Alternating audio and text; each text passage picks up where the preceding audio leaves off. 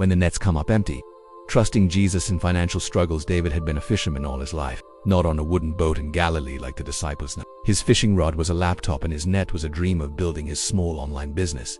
He sold handmade leather wallets, clean, quality, and crafted with care. He had watched all the tutorials, followed every business guru, advertised on social media, built a clean website, everything by the book. But now, 2 years later, with rent due, debt mounting, and 0 orders in the past month, he sat alone in his garage warehouse with inventory collecting dust and hope slipping away. He stared at the computer screen, wondering, Jesus, I did everything I could. I worked hard, I prayed, I gave. Where are you? That's when he remembered a story, one he hadn't read in years, about a fisherman named Simon and a night with empty nets. Simon Peter was no amateur. He knew the sea, knew when to fish, knew the good spots, and he had worked all night long but caught nothing. Empty nets, exhausted muscles, frustrated heart. And that's when Jesus stepped in. He said, "Put out into the deep water and let down the nets for a catch." Simon answered, "Master, we've worked hard all night and haven't caught anything, but because you say so, I will let down the nets."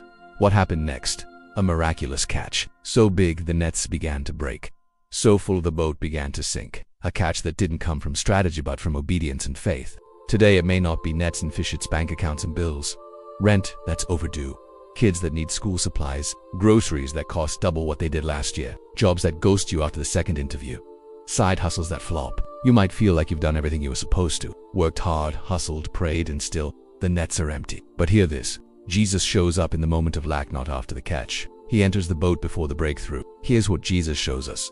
Provision often begins with faithful obedience, not flawless performance. God's abundance sometimes follows our most exhausted, empty moments. Jesus can turn scarcity into overflow, but not without your willingness to try again, even when it makes no sense. Peter didn't catch the fish because he worked harder. He caught them because he trusted the voice of Jesus, even when it contradicted everything he knew. If you're a single parent working 2 jobs and still short, an entrepreneur pouring into a vision that hasn't paid off, a young adult carrying student loans and job rejections, or just someone who's tired of trying and getting nothing back, you're not alone, you're not a failure. You might just be in the part of the story where Jesus is about to say, let's go deeper, so hold the net, stay in the boat, and trust that even empty hands are seen by a God who provides. Jesus doesn't just care about your soul, he cares about your struggle, and in your emptiest places, he's preparing to fill what you never thought could overflow. Discussion questions. Have you ever felt like you did everything right and still came up empty? How did you handle it? What does it mean to cast your nets again in your own life right now? How do you balance trusting in God's provision while dealing with real-world financial pressure?